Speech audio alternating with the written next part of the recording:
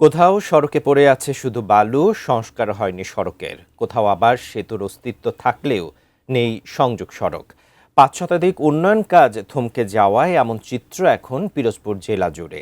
এই অচলাবস্থার জন্য একে অপরের উপর দোষ চাপাচ্ছে সংশ্লিষ্ট কর্তৃপক্ষ।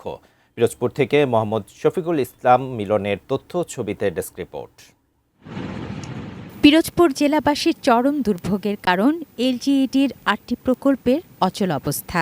ভান্ডারিয়া উপজেলার চরখালী গ্রামের ৫ কিলোমিটার রাস্তা খুঁড়ে বালু ফেলে রাখা হয়েছে গত ২ বছর ধরে, যা এখনও স্থানীয়দের গলার কাটা।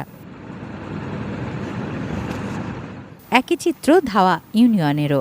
সড়ক প্রশস্ত করার নামে রাস্তা খুঁড়ে রাখা হয়েছে দীর্ঘদিন ধরে, যা এখন পরিণত হয়েছে ড্রেনে। সামান্য বৃষ্টিতেই চলাচলের অনুপযোগী হয়ে পড়ে রাস্তাগুলো। জেলা জুড়েই ছড়িয়ে আছে এমন সব দুর্ভোগ চিত্র। মিস্ত্রি পায় না, মিস্ত্রি পায় না, এই কইয়ে ২-৩ মাস পর হ্যারবার তো বাজলে গন্ডগোল, এইভাবে ভরে রয়েছে। বালি ফেলে রাখলে রাস্তায় কোনো গাড়ি চলে না, পায়েও হাঁটা যায় না, এমন একটা অবস্থা। বর্ষার সময় তো আমরা বাইরেইতেই পারি না।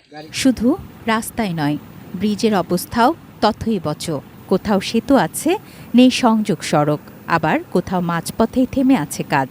খুব খারাপ অবস্থা ভাই, একটা রোগী নিয়ে যে হাসপাতালে যাবো, হ্যাঁ অবস্থাও খুব খারাপ, যাওয়ার কোনো নাই, পরিস্থিতি নাই। আমার রাস্তা খোঁচার উচিত নাই, গাড়ি অটো গাড়ি আগে পড়ছে আমার গাড়ির উপরে, অটো গাড়ি উঠে আমার গাড়ির উপর দিয়ে আমার পা ভাঙছে, আমার হাত ভাঙছে। এলজিইডির এসব উন্নয়ন কাজের দায়িত্ব পেয়েছিল ঠিকাদারি প্রতিষ্ঠান ইফতি ইটিসিএল প্রাইভেট লিমিটেড। এর মালিক কার্যক্রম নিষিদ্ধ স্থানীয় আওয়ামী লীগ নেতার বিরুদ্ধে ৯৫০ কোটি টাকা আত্মসাতের অভিযোগে এ পর্যন্ত ৮টি মামলা দায়ের করেছে দুদক। প্রকল্পের মেয়াদ না বাড়ানোয় কাজ করা সম্ভব হচ্ছে না বলে দাবি তার।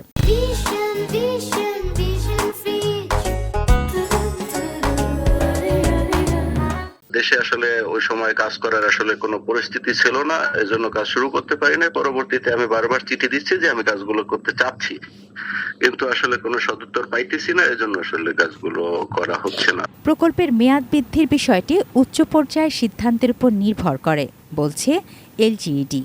আমরা বিভিন্ন পদক্ষেপ গ্রহণ করেছি, তা চলমান আছে। ঠিকাদারি প্রতিষ্ঠান ইফতি ইটিসিএল বেশ কয়েকবারই ঊর্ধ্বতন কর্তৃপক্ষ বরাবর তারা কাজগুলো করার জন্য আবেদন করেছেন। এখন ঊর্ধ্বতন কর্তৃপক্ষের সিদ্ধান্ত সাপেক্ষে তাদের বিষয়ে ব্যবস্থা নেওয়া যেতে পারে।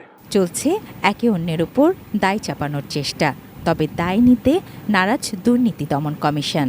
উন্নয়নমূলক কাজের বিষয়ে তারা তাদের সংশ্লিষ্ট মন্ত্রণালয় এবং এলজিইডি কর্তৃপক্ষ সিদ্ধান্ত নেবেন। আমরা শুধুমাত্র এলজিইডির অনিয়ম দুর্নীতির অপরাধের তদন্ত করছি, উন্নয়ন কাজ বন্ধের জন্য আমরা তদন্ত করছি না। তুনা সিনা তনু, ডেস্ক রিপোর্ট, এটিএন নিউজ।